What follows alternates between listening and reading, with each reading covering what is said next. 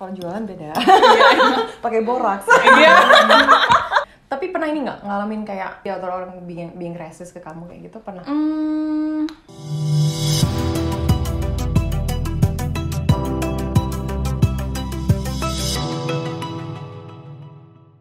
Hai guys, apa kabar teman-teman? Semoga kalian semua baik-baik aja dan yang pastinya welcome back di Binai Channel.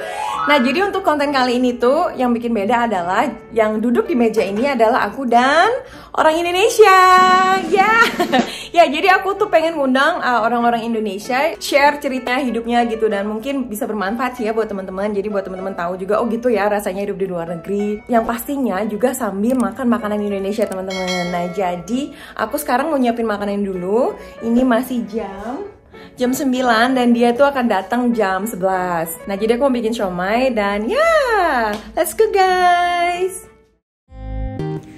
Halo teman-teman semua, balik lagi di Binai Channel. Nah, pasti ada yang kecarian ya sama Mbak Mawar. Sorry banget. Jadi kali ini Bu bos yang take over ya. Jadi Mbak Mawarnya off hari ini. Jadi dia tidak mau take sound. Ya teman-teman, hari ini aku mau bikin siomay buat teman aku yang kebetulan banget orang Indonesia. Nggak kebetulan sih.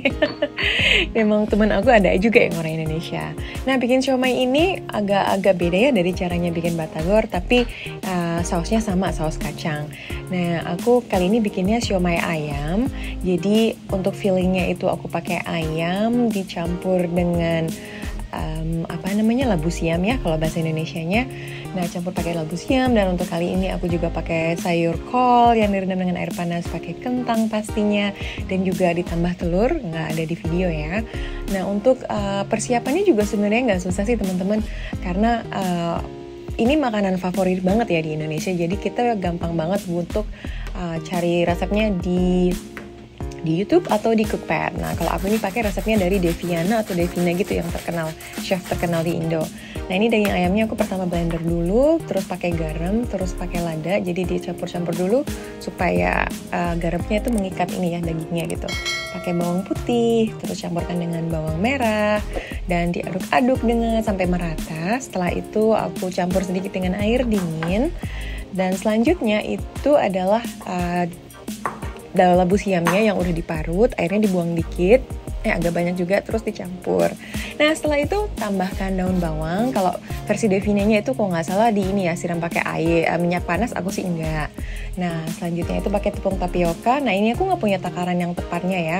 Yang pasti kayak pakai feeling aja gitu. Jadi kalau misalnya adonannya udah pas ya udah gitu. Cek rasa dan selanjutnya udah deh tinggal dibentuk. Nah, pakai wonton wrap. Aku pakai tahu dan wonton wrap ya. Jadi seperti yang teman-teman bisa lihat, ini tahunya asli enak banget. Aku baru pertama kali beli dan ternyata itu lebih padat dan berisi. Dan ini dia adalah dandang kebanggaan. Ini hadiah ulang tahun dari Bang Bro, dari Bang Bokir.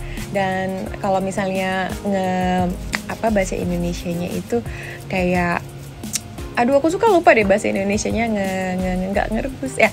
Pokoknya di apa? Ya ampun teman-teman, sorry aku ngeblank. Yang maksudnya ya di tanak. Kok ngomongnya mikirnya di tanak ya kayak nasi emang di tanak. Ya pokoknya gitu deh teman-teman ya. Guys, so the guest is here. Welcome Nia. Thank you. So dianya baru sampai dan dia bilang dia lapar, jadi kita makan aja. Nggak apa-apa dong, kan udah sengaja dimasakin juga. Jadi aku mau nyiapin dulu siomaynya nih teman-teman, terus kita langsung makan sambil ngobrol. Let's record. Voila, let's prepare. Oke, kamu mau pakai apa aja? Semuanya ya, semuanya. Lebih dari aku ini siomay sama bubur kalau iya sama, aku bubur nggak terlalu suka, tapi kalau siomay batal dong banget ya. Atau nggak promosi, nunggu diiniin di endorse. Di endorse. Hai guys, welcome to Binai Channel. Ya selamat datang di Binai Channel teman-teman. Dan hari ini hari perdana aku bikin konten yang agak beda. Jadi untuk teman-teman yang baru nonton, jadi aku tuh kepikiran kayak pengen cari orang-orang Indonesia yang tinggal di Kanada, terus pengen ngobrol sama mereka sambil menikmati hidangan Indonesia pastinya. Dan untuk hari ini aku tuh bikin siomay karena dia pengen makan siomay. Request dari dia, katanya guest kita ini dia itu nggak pernah get tired makan siomay. Jadi yaudah deh kita bikinin siomay especially for her. Please introduce yourself. Hai, jadi awkward. Nama gue. Terserah, mana yang comfy aja. Nama gue Dia, dari Jakarta, lahir di Jakarta tapi terus tinggal di Qatar, terus pindah ke Vancouver, Kanada 10 tahun yang lalu. Pindah ke Qatar waktu umur berapa tahun? 9 tahun. 9 tahun. Oh, wow, berarti emang grow up-nya di Qatar berarti ya? Mainly ya. Oke. Bagus loh Indonesianya. Kayak nggak ngirain gitu kalau dia bener-bener kirainnya kayak orang besar Jakarta ya gitu. Saat ini kamu kerja atau kamu masih kuliah? Udah kerja, jadi datang waktu habis lulus SMA, terus kuliah S1, habis itu kerja, terus dapat residensi tahun lalu, jadi sekarang kerja. Oh, nice. Oh, jadi udah PR nih ya? Yes. Yeay, congrats. Kalau boleh tahu orang tua suka apa? Indonesia Raya. Jadi bapak Jawa Sunda, ibu dari Pontianak Bugis. Oke. Bener-bener mixing banget ya. Kelak Batak Tulen. Cuma lahirnya di Kalimantan. Di mana Kalimantan? Di timur. Ya, ntar bakal jadi ibu kota baru. Iya. Ini Jakarta jadi itu orang daerah. Orang daerah ya mana? Jakarta jadi orang daerah. Nih yang terakhir jadi anak ibu kota ya. Iya, orang daerah. Waktu pindah ke Qatar dulu, bahasa Arab gitu ya? Atau enggak, bahasa Inggris. Oh, di sana pakai bahasa Inggris. Di sana tuh sebenarnya lebih banyak pendatang daripada orang lokal ya. Oh, ya gitu. Jadi kamu sekolahnya juga di sekolah internasional. Jadi dari 9 tahun udah bahasa Inggris. Kenapa pilih pindah ke Kanada? Pindah ke Kanada karena belum pernah, terus penasaran. Iya kan banyak orang Indonesia sukanya kayak ke Eropa gitu kan, kayak negara-negara favorit Prancis, Inggris, Jerman atau ke Amerika gitu. Karena bahasanya masih bahasa Inggris juga kali ya. Terus imigrasi termasuk lebih mudah dibanding US, UK gitu. That makes sense. Iya, terus sama mau waktu aku datang kuliah tuh emang kuliah spesifik buat art and design gitu. Oke. Jadi emang targetnya udah ada gitu ya karena mau sekolah desain. Oh, jadi backgroundnya sekolah desain. Desain. Spesifikasinya? Product design. Oh, product design. Product. Interesting. But now you working in that industry or? No, I'm in the financial industry. Finance broker. Dari product design tiba-tiba jadi finance broker nih teman-teman. Ayo kita sekalian makan, sekalian ngobrol. Semoga enak. Ini fresh banget loh, aku bikinnya hari ini banget pagi-pagi. Oh my God. Terus karena tadinya mau bikin kemarin, cuman kayaknya lebih enak tuh makannya fresh gitu. Ini legit banget sih. Ini itu makanan favorit aku banget waktu kuliah di Bandung. Jadi kamu di Bandung kuliah di mana waktu itu? Di Unpad. Ya. Terus berapa lama di Bandung? Ya, lama pokoknya. 2006 sampai 2011, sampai 5 tahun lah. Oh, wow. 2011 awal aku ke Jerman, berarti ya 5 tahun. Ya, hampir lah. Enjoy.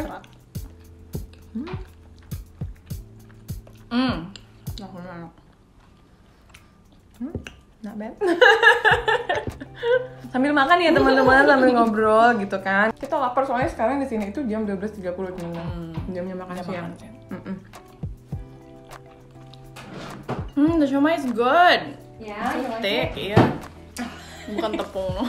Enggak dong. I know. Kayak mas. Asli itu pakai ayam. Iya, emang. Ayam tulen, tepungnya kayak cuma berapa sendok doang gitu biar mengikat. Iya. Kalau jualan beda. Pakai borax. Iya. Plastik semua masukin. Enggak lah. Ini bukan rahasia. Oke, kamu kan udah lama ya tinggal di Kanada ya. Punya ini nggak kayak cerita pengalaman hidup yang menurut kamu tuh worth it untuk di-share ke teman-teman Binai? I think mainly kayak pas COVID ini sih, beberapa tahun terakhir. Aku sempat kena layoff juga. Karena pas lagi proses mau apply permanent residence kan. I think it's more apa ya, kayak fokus ke goal kita tuh apa sebenarnya at the end. Just more like mau jadi campur-campur gitu. Jadi bingung mau bahasa Indonesia. Sejauh nggak keluar Arabnya nggak apa-apa, aku masih bisa translate. Indonesia sih yang kayak kalau udah tahu katanya sih nggak apa-apa, lancar gitu. Oh ternyata kelihatan ya, baru kali ini aku ngeliat dia struggling ngomong. Mungkin karena kameranya kayak harus open minded aja sih, makanya aku kenapa bisa dari desain terus jadi finance, karena ya udah kita lagi zaman semua orang susah, kayak what are you willing to do, kayak kita harus ngapain di sekarang, nggak bisa terlalu apa sih kayak egoistik juga, kayak oh gue maunya di desain aja gitu, oh gue maunya di sini aja gitu, harus bisa adaptasi aja sih. Oh jadi emang karena COVID ya, jadi kamu akhirnya memutuskan untuk membelok. Iya. Jangan terus jadi membelok apa nih? Awalnya sih coba-coba, tapi tuh suka, ya gitu. Suka, ya. Tapi kan misalnya ada yang nggak suka pun juga nggak apa-apa kan, ya udah. Bener. Seenggaknya kita cari try passion yang lain gitu, dan harus bisa adaptasi aja sih, itu yang penting. Jadi kalau kamu ini ya, kalau untuk masalah karir orang tua ikut campur nggak?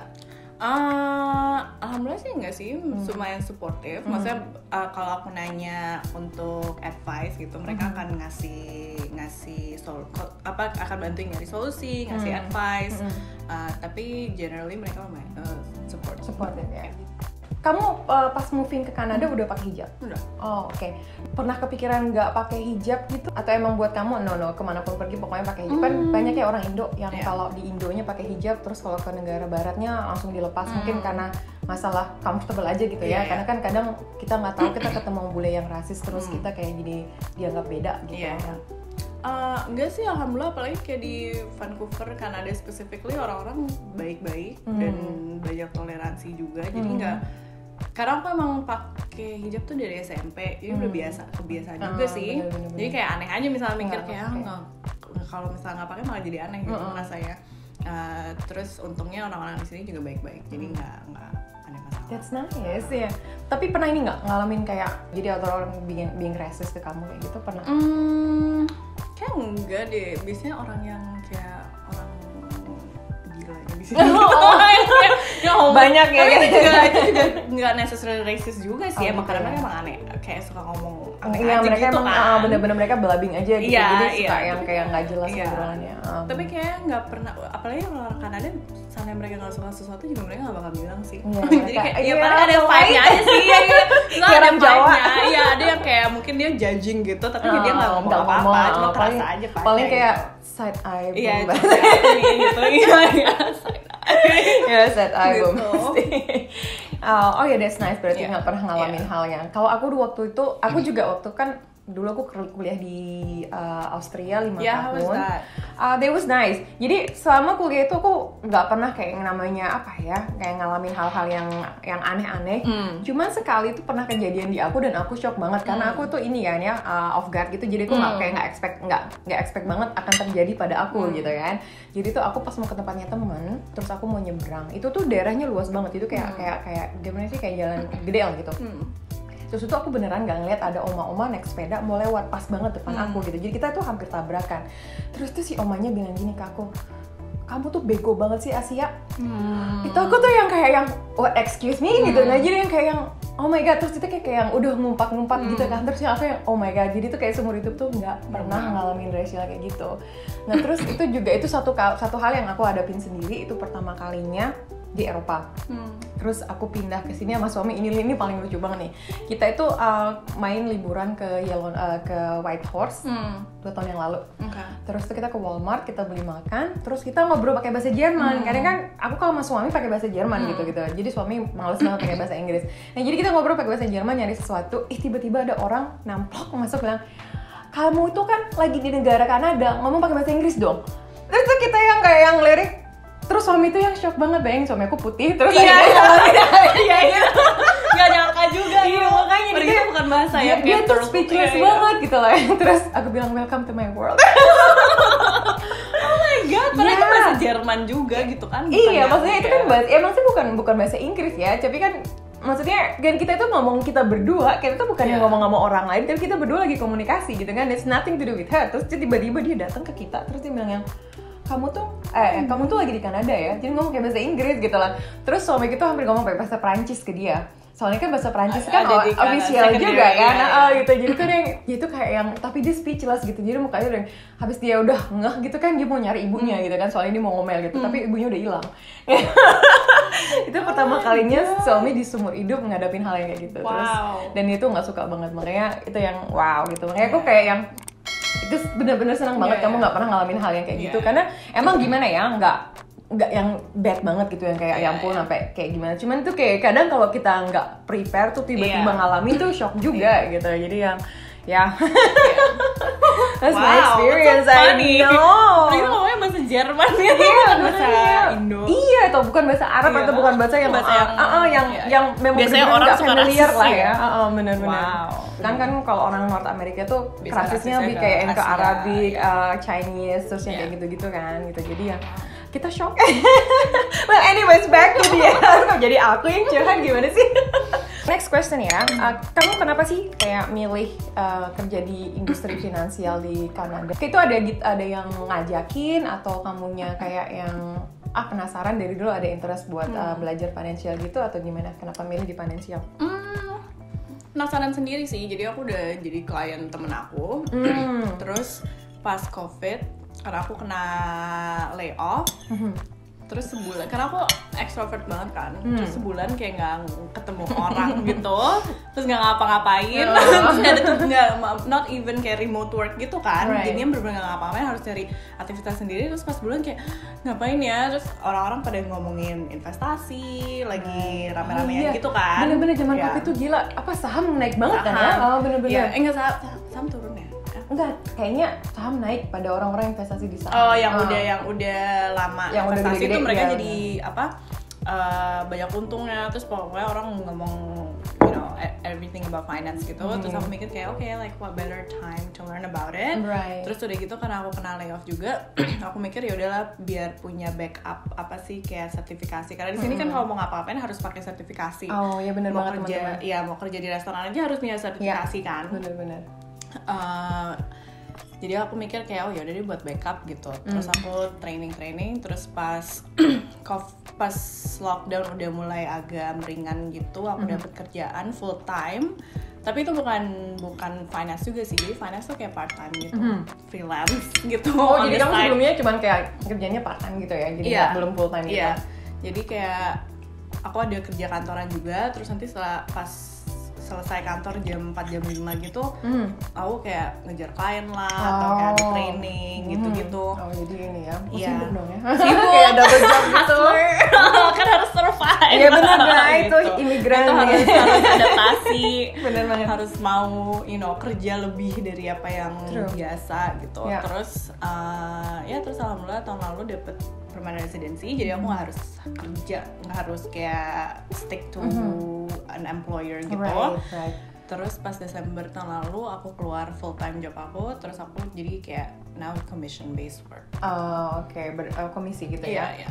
Jadi dulu kayak kerjanya cuman karena ini ya, karena lagi proses PR gitu ya. Iya. Biar nggak kayak unemployed gitu kan. Iya. Karena penting banget juga ya harus ada kerjaan gitu.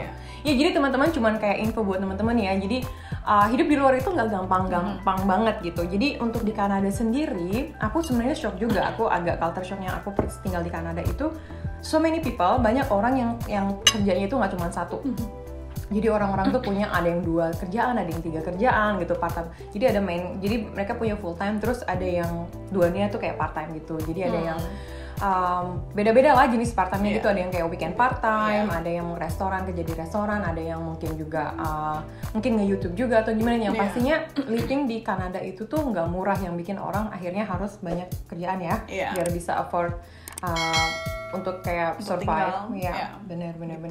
Dan itu susah nggak buat gimana ya masuk ke dunia finansial di Kanada? Kan itu beda banget gitu ya, apalagi kan kayak kita bukan orang sini gitu kan, dan mungkin itu finansial di sini tuh pasti beda banget gitu dari mungkin di Indo atau mungkin di Qatar gitu. Nggak begitu susah karena mungkin apa ya, dulu waktu di Indo dan Qatar kan aku masih kecil juga, jadi nggak begitu ngerti juga tentang sistem Indo dan Qatar. Jadi bener-bener ngerti sistem tuh malah di sini karena kan dari 18 tahun, sama 28, 18 tahun, terus kuliah segala macam, aku jadi belajar sistem kayak gimana negara jalan tuh malah di sini gitu. Jadi sebenarnya finance di sini aku udah ngerti dikit-dikit gitu sih, karena teman-teman di sini juga kan biasanya kita mulai ngomongin saving apa setelah 20-an gitu kan. Jadi pas masuk tuh ya bener-bener kayak blank slate aja sih. Oh gitu. Bisa dijelasin dikit nggak kamu kerja financialnya ngapain sih? Iya, jadi aku broker tuh apa sih? Kayaknya broker. Jadi aku finance broker. Aku kerja sama bank, perusahaan investasi dan asuransi. Jadi biasanya daripada orang, misalnya kamu daripada ngebandingin ke beda-beda company untuk ngebandingin harga, rate, segala macam, so it's like you just need to come to me, dan aku yang bakal bantu kayak kasih akses ke produk-produk beberapa company gitu. Bantuin ini ya klien buat cari produk yang paling baik. Iya. Yang sesuai sama ini mereka gitu. Jadi middleman gitu. Susah nggak cari klien di Kanada atau di Vancouver? Awal pasti susah lah ya, apalagi dari kayak banyak orang yang tahu aku sebagai kayak designer, as a creative person. Terus pas pas aku shift to finance tuh banyak yang kayak I understand, pasti ragu gitu gimana ini dia masih belajar. Tapi setelah kan udah 3 tahunan gitu sekarang aku license, jadi at the beginning berarti ya lebih susah. Cuma ya harus itu balik lagi ke adaptasi. Jadi harus cari network baru lagi gitu yang jadi banyak ini ya. Tapi pas ya sama kamu yang ekstra banget. Iya. Kalau aku kayaknya langsung kayak down, aduh ya mau gimana gitu kan. Karena aku ketemu orangnya bisa panik loh teman-teman. Kalau dia tuh enggak, dia tuh yang kayak oh iya gitu. Udah kayak kenal 15 kali ketemu ya. Jadi kalau ini ya, jadi memang wajib banget sering ketemu sama klien, cari klien baru. Iya, cari klien baru, harus open minded aja sih. Terus kayak biasanya kalau sekarang sih biasanya di refer aja sama orang. Orang yang udah jadi klien aku atau teman aku yang udah tahu kerjaan aku, biasanya mereka refer. Network. Iya. Adaptasi dan network. Terus kalau makanan Indo tuh aku suka ini teman-teman, suka apa ya, hilang kendali. Iya sama. Makanya kita tuh jarang masak. Sama. Makanya ini aku deh yang aduh ini aku bikin full time nggak mikir sebenarnya bakal sering masak, makan mulu. Makanan Indo tuh bener-bener teman-teman, maksudnya suami gue aja yang bukan orang Indo, kalau udah dimasakin makan Indo juga suka lupa diri, apalagi aku. Kalau rencana kedepannya gimana? Apakah kamu akan tetap tinggal di Kanada, or you gonna call Canada as your home now? Apakah kamu akan balik ke Qatar, atau mungkin ada rencana pengen balik ke Indonesia? Kalau dilamar sama Sultan Indonesia. Oh by the way. Siapa tahu yang kenal ini sepupunya Raffi Ahmad gitu. Masih single. Anjir, maksudnya mau dipromo aja. Jadi kriterianya orang finance, entrepreneur, yang berkecukupan aja, cukup 3 mobil, cukup 10 rumah. Ya Allah, bercanda. Sekarang kayak aku open aja sih, open minded. Maksudnya apalagi kayak ya semenjak COVID, I think my mindset tuh kayak ya udah open minded, apa aja yang datang. Ini ya lebih kayak yang pokoknya let it flow, terus lihat be aware aja gitu ya sama opportunity yang ada gitu ya. Nice. Sekarang ya still like Canada, masih suka Vancouver. Nggak ada fix plan. Karena jadi mau dibawa kemana aja boleh. Pernah nggak ada kepinginan kecil gitu di kepala untuk yang aduh kayaknya pengen nih moving back to Canada, to Indonesia. Pernah kepikiran gitu nggak? Mungkin nggak permanen ya, atau kayak hybrid aja sih. Ya, jadi goal aku tuh kayak nggak di Kanada kalau lagi winter, karena dingin. Kayak Indonesia pas lagi winter. Iya benar. Suamiku juga gitu, dia selalu bilang ke aku, kemarin kita pulang dari Bali, terus suamiku bilang gini, kita pindah yuk ke Bali. No, part time. Iya. Part time it's fine, tapi nggak full time. Udah bilang ya udah. Dan paling ideal tuh gitu ya, bisa kayak bisa fleksibel, tinggal kemana aja. Dan kalau dengan kerjaan yang sekarang memungkinkan buat kayak hybrid gitu? Memungkinkan. Oh nice, nice. Bisa share ilmu nggak sedikit buat orang-orang Indonesia gimana sih memfinance uang yang baik? Budgeting itu penting sih. Kadang orang tuh banyak yang kayak banyak orang yang bilang kayaknya setiap bulan tuh nggak ada extra cash flow. Tapi pas pas aku duduk bareng mereka dan kita budget itu sebenarnya ada aja. Oh gitu ya. ya. Cuma karena kalau misalnya kita nggak ada, when you don't have the numbers in front of you, itu kadang kita kayak pakai aja nih uang gitu loh. Gitu. Jadi ya, paling budgeting. bagus tuh kayak ditulis gitu ya. Ditulis. Jadi budgetnya misalnya income-nya berapa, terus kayak yang dibudgetinnya berapa nih buat kayak buat kebutuhan sehari-hari atau misalnya buat entertainment kayak gitu-gitu ya. Dan penting nggak kalau misalnya kan kalau di Kanada ini kan orang selalu ini ya, kalau misalnya punya uang lebih selalu ngomonginnya masalah investasi saham. Kalau menurut kamu itu kamu mau nggak? Kamu nyaranin itu nggak buat orang-orang atau teman-teman di Indonesia? Ya aku nyaranin, tapi same with Kanada kayak sama klien-klien aku di sini. Semua orang tuh kan kebutuhannya beda-beda ya. Terus kayak mereka bisa risknya juga beda-beda. Jadi this is the thing, kayak aku nggak begitu tahu kalau di Indo akses ke financial advisor di bank kayak gimana.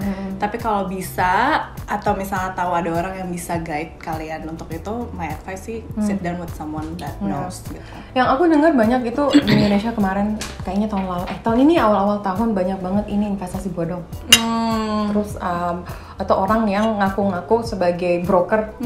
Jadi datang kayak ke orang-orang yang bilang gini, kalau kamu punya 1 miliar investi aku bantu buat investin, nanti dapat 70% balik.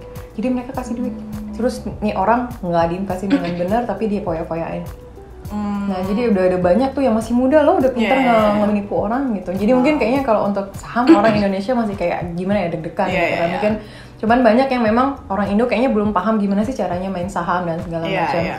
Favorit orang Kanada itu sebenarnya investasi saham karena di sini masih bisa dibilang inilah ya sangat-sangat safe. Sangat-sangat safe, benar banget. Jadi pemerintah juga campur tangan dan untuk media-media apa sih kayak broker-brokernya itu yang gede-gede itu semuanya harus kayak gimana ya melalui license dari pemerintah gitu. Jadi kita kayak aku pribadi aku invest kayak 30 atau 40% dari saving aku ke saham. Dan terus aku punya 30% itu di American dollar dan sisanya di tabungan aku. Jadi kalau misalnya aku butuh misalnya ngerakin segala macam dan aku bisa pakai itu gitu. Jadi karena beli properti mahal. Nggak kebeli. Jadi buat teman-teman di rumah kalau misalnya kayak pendapatannya gimana ya pas-pasan gitu. Seperti yang dibilang dia tadi, paling penting itu bikin budgeting. Jadi teman-teman kayak simple aja, jadi punya write aja income-nya berapa. Terus bikin target pengeluaran itu setiap bulannya berapa. Jadi dari situ kalau misalnya mau teman-teman mau taruhlah mau saving 1 juta per bulan misalnya gitu kan, berarti bisa dilihat dari income dikurangin, terus yang sisanya itulah mungkin dikelola ya buat jadi pengeluaran gitu. Terus I think another advice, kadang orang kayak terlalu mikir gue belum punya 1 juta nih buat ditabung atau belum punya 1 juta setiap bulan untuk ditabung. Terus kayak bakal ngejar supaya dapat 1 juta gitu. Tapi gitu, jadi paksa ya? Iya. Atau mereka bakal cuma mau mulai kalau punya 1 juta. Tapi I think my advice itu kayak mulai dari yang kecil aja sih.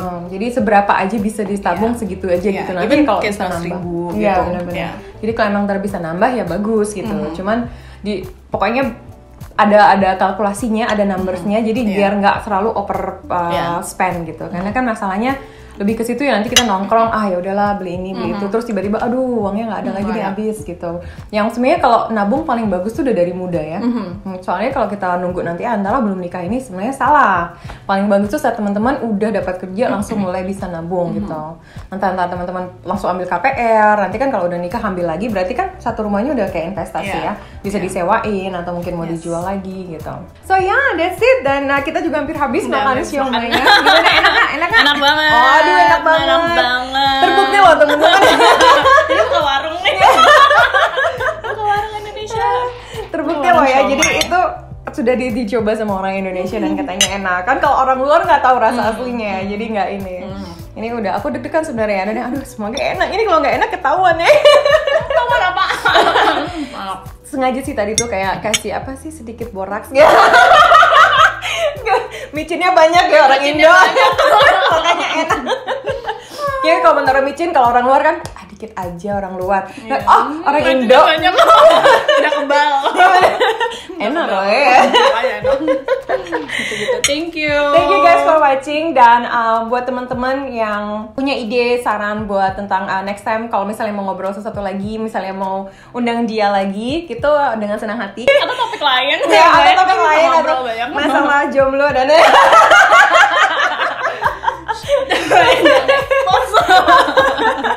gimana caranya jomblo tapi bahagia? Nggak ada pilihan. Masa aku sedih Tapi jomblo, sorry ya, kamu kok sedih aku jomblo? Kayaknya publish banget gitu. Oke, thank you so much guys. See you next time. And jangan lupa untuk di like, di subscribe. Dan kalau mau follow dia di Instagramnya ada di bawah sini ya. Oke, see you next time. Bye-bye.